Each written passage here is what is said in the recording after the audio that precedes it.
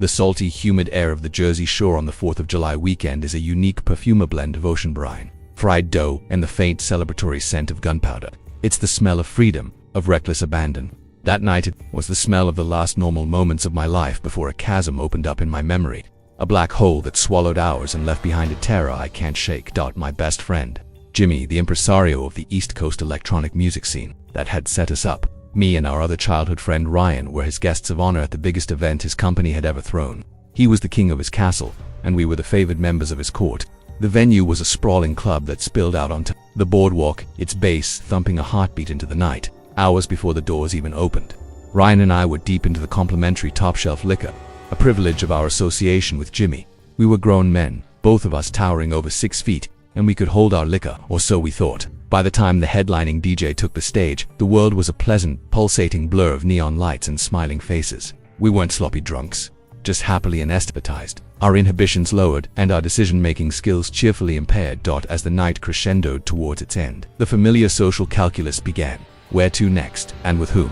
Jimmy had secured us beds at a nearby Airbnb, removing the logistical headache of getting home. That left the second, more primal question. That's when we saw them at the bar. 2 women who seemed to glow with an energy all their own. I think their names were Gianna and Marcella, but the memory is slippery, like trying to hold on to smoke. They were striking not just in their beauty but in their confidence. They carried themselves with an aristocratic air that seemed out of place, yet perfectly at home amidst the chaos. We, with our height as our primary social currency in the unique ecosystem of the Jersey Shore, approached them. The conversation was surprisingly easy, flowing past the usual nightlife platitudes. They were witty, intelligent, and disarmingly engaging. It was Marcella who suggested we leave, her voice a smooth melody over the pounding music. Then came the first strange note in the symphony of the evening. Gianna handed us each a drink, a vibrant, colorful concoction in a heavy glass, insisting we get on their level before we departed. It was unorthodox, a reversal of the usual script, but they exuded such an aura of wealth and sophistication that we didn't question it. We were flattered. We drank. The liquid was cool and tasted vaguely of exotic fruit, but there was an undercurrent, a faint, almost medicinal bitterness that I registered for only a second before dismissing it. We downed the drinks and moved as a quartet toward the exit. The moment the sticky night air hit us, Marcella proposed we go to her place. It was close, she said, right on the beach, and infinitely nicer than whatever inland rental we had. She wasn't wrong. The allure of a private beach house was too potent to resist. The walk along the shore was surreal. The sand was cool underfoot, the moon a silver coin in the inky sky. The conversation deepened, touching on art, literature, and philosophy. I remember a profound sense of refreshment, talking about something other than the vapid nonsense that usually fills the air at 2 a.m. But a new feeling began to creep in, a subtle but insistent physical wrongness. I felt a wave of dizziness, far more intense than my level of alcohol consumption should have allowed. It wasn't the familiar spin of being drunk, it was a heavy, melting sensation. My legs felt like they were made of wax, threatening to give way. My limbs grew distant, my tongue thick. A strange numbness, like a limb falling asleep, tingled at the edges of my perception. I felt a flash of embarrassment, worrying I was making a fool of myself in front of these brilliant women, unable to articulate a coherent thought. And then, as quickly as it came, the feeling subsided, leaving behind only the familiar buzz of a drunken night. We arrived at the house. It wasn't just a house, it was a monument. A stark, modernist structure of glass and white concrete that seemed to have risen from the sand itself. Inside, the opulence was breathtaking but unnerving in its perfection.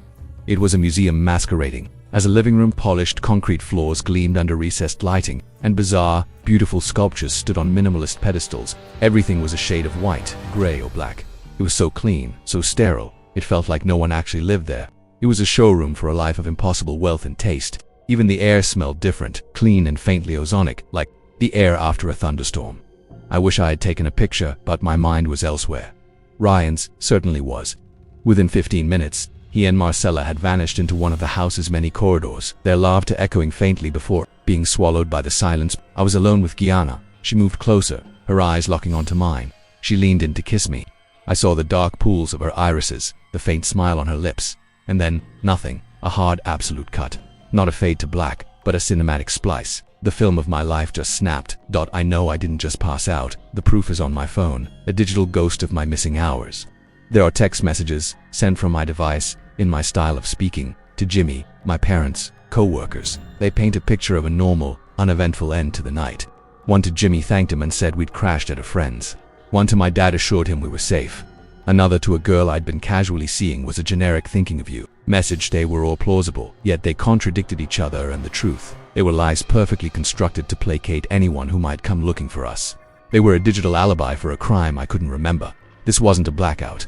I've been blackout drunk before, and it's a patchy fog, a collection of disjointed snapshots. This was a void, a surgically removed portion of my existence. And Ryan, I would later find out, experienced the exact same temporal amputation at the exact same moment. The next thing I knew, I was waking up to the blinding glare of the midday sun. I was lying in a patch of scratchy bushes off the side of an unfamiliar road. The first sensation was a throbbing, chemical headache that felt entirely different from a hangover. It was deeper, seated in the core of my brain. My mouth was bone dry. My body ached with a profound, cellular exhaustion. I was wearing clothes that were not my own. A cheap, ill-fitting t-shirt and worn-out jeans. My own clothes were gone. My wallet, gone. My keys, gone. The only things that remained were my shoes, but even they were violated. The laces had been meticulously removed, and the leather was soaked through with a dampness that didn't smell of salt or chlorine. It smelled of damp earth and something vaguely sweet, like decay. Panic, cold and sharp, pierced the fog of my disorientation. Where was I? How did I get here? The blankness in my mind was the most terrifying part. It was a wall I couldn't scale. What had been done to me in those lost hours? Robbery seemed too simple, too mundane for the sheer strangeness of the situation. I stood up, my legs trembling, and scanned my surroundings: trees, a curving road, and across the street, a beacon of civilization in the desolate landscape. The clerk, a weary-looking man, eyed my disheveled state with suspicion but slid his phone across the counter when I told him mine had been stolen. I called my sister, my fingers fumbling with the unfamiliar keypad. Her number was one of the few I still knew by heart. She gave me Ryan's number. I called him again and again, voicemail. The dread intensified. Had the same thing happened to him? Was he lying in another set of bushes somewhere? As I was about to dial 911, the door chimed, and in walked Ryan. He looked as wrecked as I felt, wearing a similar uniform of stranger's clothes. We stared at each other, a silent acknowledgement of our shared nightmare passing between us. His story mirrored mine exactly, down to the last terrifying detail.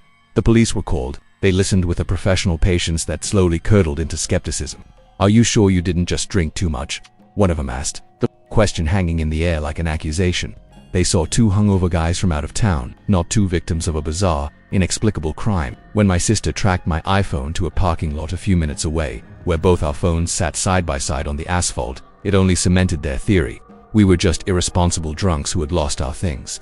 They gave us their cards and left us there. The ride home with Jimmy was a frantic, paranoid spiral of speculation. We had been drugged, that much was certain.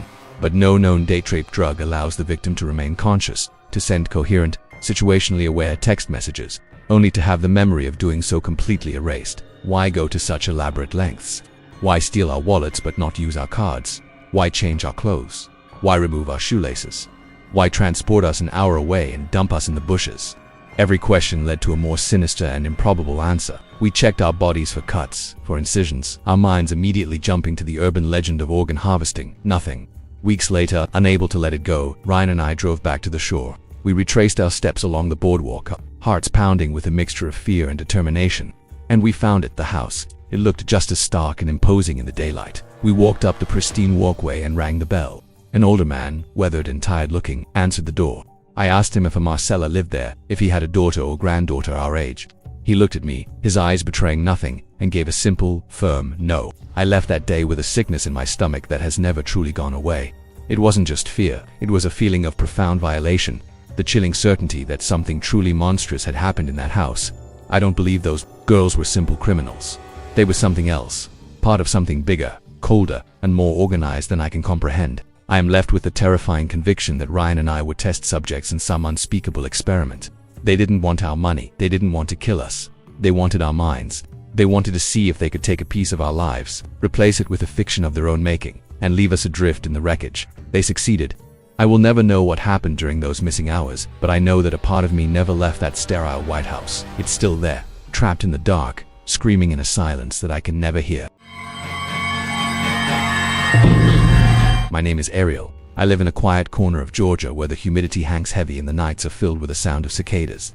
For a long time, the deepest fear I knew was a primal, childish aversion to the dark. I now know what real fear is. It isn't the absence of light. It's the presence of a predator, cloaked in the mundane, relentlessly closing in. It was the summer after I graduated college, a few years back. My friend Isabel, who lived across the state line in a small Alabama town, threw a 4th of July cookout. It was a perfect slice of Southern Americana, the smell of grilled meat, the pop and fizz of bootleg fireworks, and the easy laughter of friends. I stayed late, soaking in the good energy, and didn't start the 2-hour drive home until well after 10 p.m. That was my first mistake.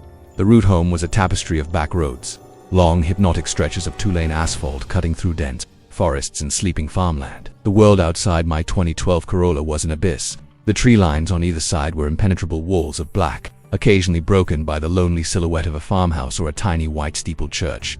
I had my music playing low, a soft folk melody that did little to fill the profound silence of the rural night. There's an inherent spookiness to those roads after dark, a feeling that you're trespassing through a world that belongs to something else. About 30 minutes into the drive, a pair of headlights appeared in my rearview mirror. At first, it was a comfort, a fellow traveler in the void, but the comfort soon began to curdle into unease. The car, a gray Nissan Altima, settled in behind me and stayed there. It wasn't just following the same road, it was tethered to me. I could see it clearly whenever we passed under the occasional sodium lamp at a crossroads. It was an unremarkable car, except for the lower half, which was caked in a thick layer of reddish-brown mud, as if it had been driven through a swamp. Tried to dismiss the growing knot in my stomach. Maybe the driver was just timid. But after several miles, the unease solidified into cold certainty. No matter my speed, the distance between us remained unnervingly constant. I pushed my Corolla up to 10 miles over the speed limit. The Altima matched me instantly. I tapped my brakes, letting my speed drift down, testing it. The gray car slowed in perfect synchrony, maintaining its position about 6 car lengths back, its headlights to unwavering eyes in my mirror. These roads are made for passing. I nudged my car to the right, hugging the shoulder to give them ample room. I did it twice, an unspoken invitation to go around. They didn't. They just stayed there, a silent, patient shadow. The pretense of coincidence evaporated. They were following me. My heart began to hammer against my ribs. A sick, metallic taste filled my mouth. Why? Who were they? What did they want? I was a lone woman on a deserted road in the middle of nowhere. Every possible scenario that flooded my mind was a new shade of terror. My hands tightened on the steering wheel, my knuckles white. I had to get away. Dot up ahead, I saw a small side road, a dark slash in the trees. It looked like a short residential street, the kind with only a handful of houses. Without signaling, I wrenched the wheel and made the sharp left turn, my tires squealing on the pavement. My plan was to lose them, to force them to continue straight, to break the invisible leash that bound us. For a few glorious seconds, the road behind me was black. I allowed myself a breath, a flicker of hope. But then, about 10 seconds later, the twin beams of the Altima's headlights swung into view, cutting through the darkness as it made the same impossible turn. There was a 0% chance they lived on this dead-end road. It was no longer a question. I was being hunted. The feeling was primal, the kind of terror an animal must feel when it knows the predator is behind it. It was a feeling of utter helplessness, a physical sensation of being pinned of my life, being in the hands of a faceless stranger in a mud-caked car, just as the full weight of my peril crashed down on me. My car betrayed me. A shrill, hateful chime echoed through the cabin, and the low fuel light flashed on the dashboard. I swear to God, a sob escaped my lips. It was a moment of such profound cinematic despair that it felt unreal. My old Corolla was a fickle beast. Sometimes the light meant I had 20 miles of range.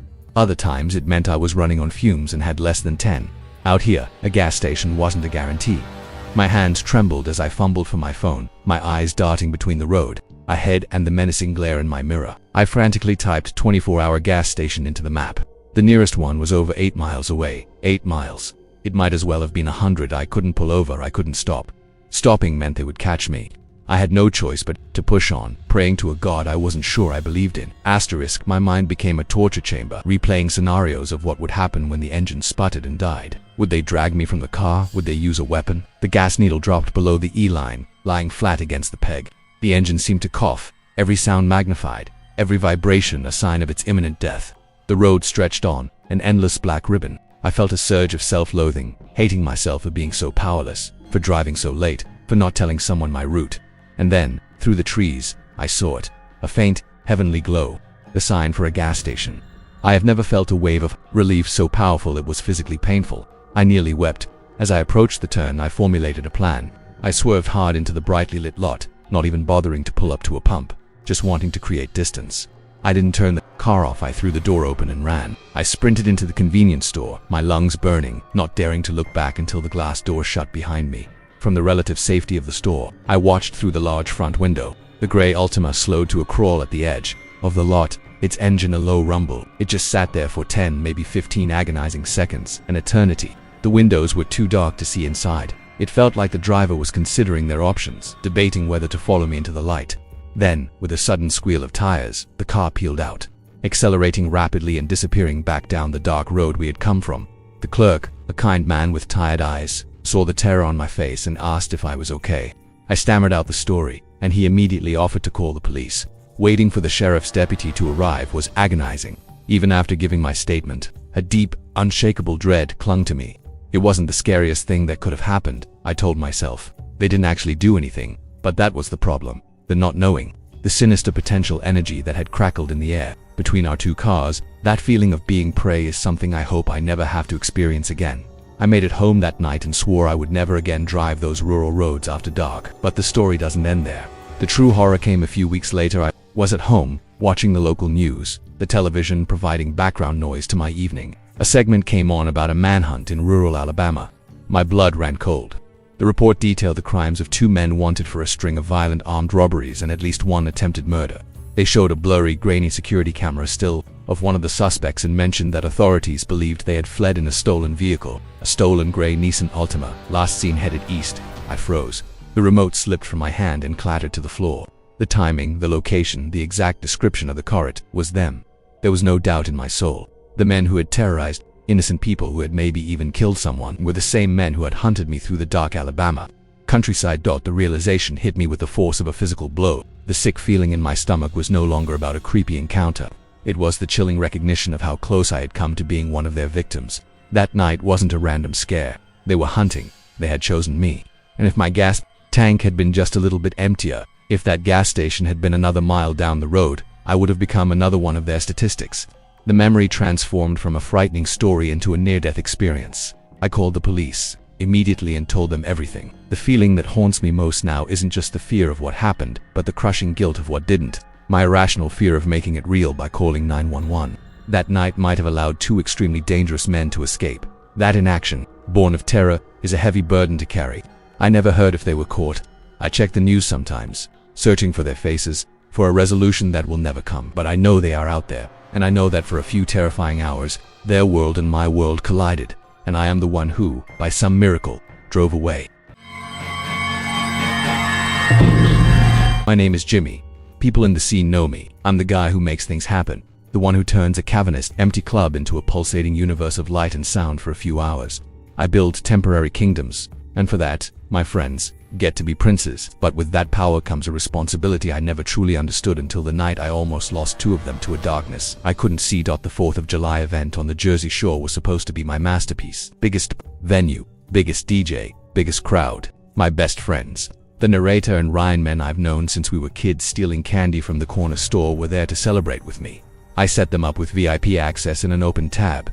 It was my way of saying thank you for being there. Since the beginning, I was buzzing with the energy of the night, a whirlwind of logistics and schmoozing, making sure the intricate clockwork of the event ran smoothly.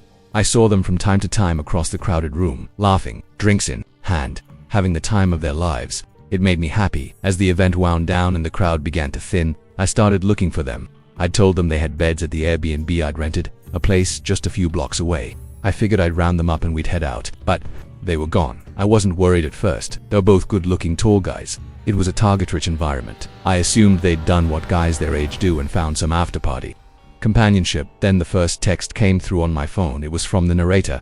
"Hey man, amazing show tonight. Unbelievable. We met some people. Gonna crash at their buddy's place. See you tomorrow." It sounded like him, but there was something off. Too formal, too neat for how drunk I knew he'd been. A few minutes later, a similar one from Ryan. "Epic night, bro. We're good. Found a couch to surf, talk tomorrow." The messages should have reassured me, but they did the opposite. An alarm bell, faint but insistent, started ringing in the back of my mind. It was the coordination that felt wrong. 2 separate placating texts in quick succession. It felt rehearsed. I called the narrator's phone. Straight to voicemail. I called Ryan. Same thing. Now the alarm bell was clanging. These guys always answered my calls, no matter what. I started to circle the emptying venue, my earlier elation souring into anxiety. I asked the security guys at the door if they'd seen 2 tall guys leave with a couple of girls. One of them grunted in the affirmative. "Yeah, saw em leave with those 2 classy ones, the ones who looked like they owned the place." That detail didn't help. Back at the empty Airbnb an hour later, the silence was deafening. The two empty beds seemed to mock me. I paced the floor, my phone in my hand. My anxiety was churning into a thick, sickening dread. I was responsible for them. I had invited them, given them the unlimited booze, thrown them into this world. I sent them both a series of texts. Where are you? Call me. Seriously, what's the address? No response. The night dragged on. I couldn't sleep. I reread their texts over and over, dissecting every word. Crash at their buddy's place. Found a couch to surf. They were similar but different enough to seem independent, yet so close in timing and function. It was like someone had written the script for them.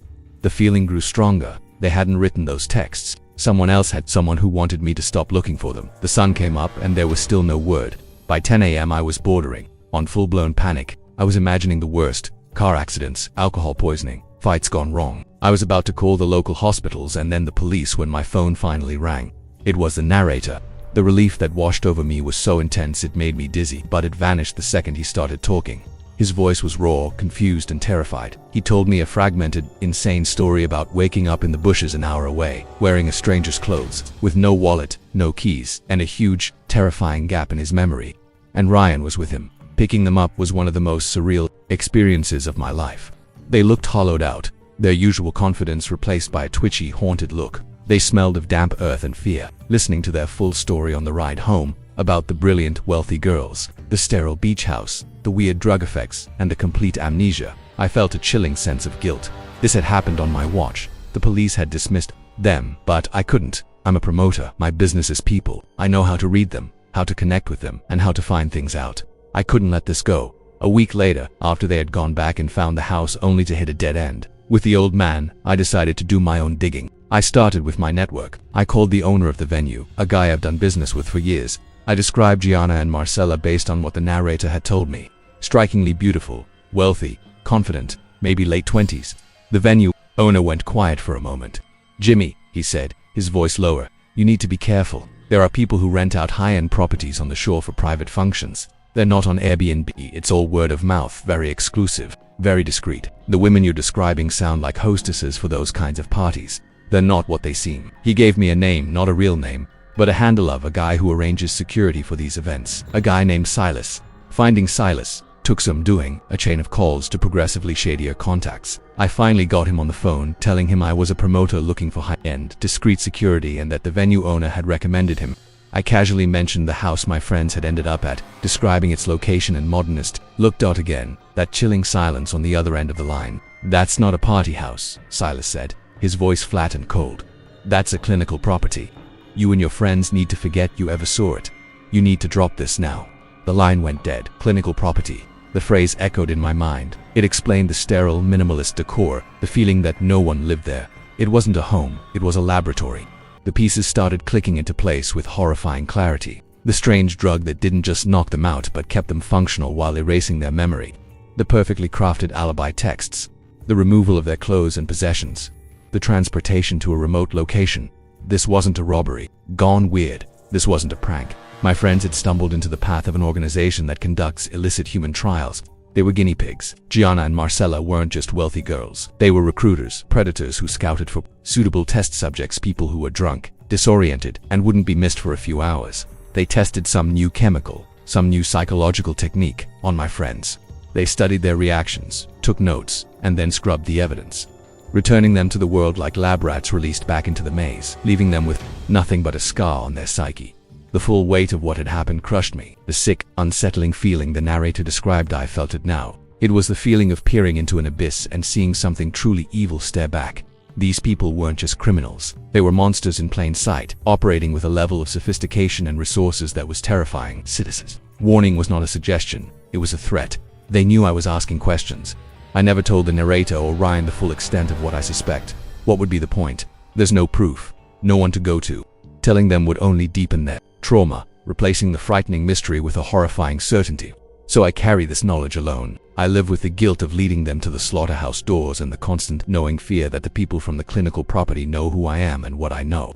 Every time my phone rings with an unknown number, my blood runs cold. I built a kingdom of music and light, but on the edge of my kingdom, there is a shadow. And I know that I brought my friends, my brothers, right to its edge.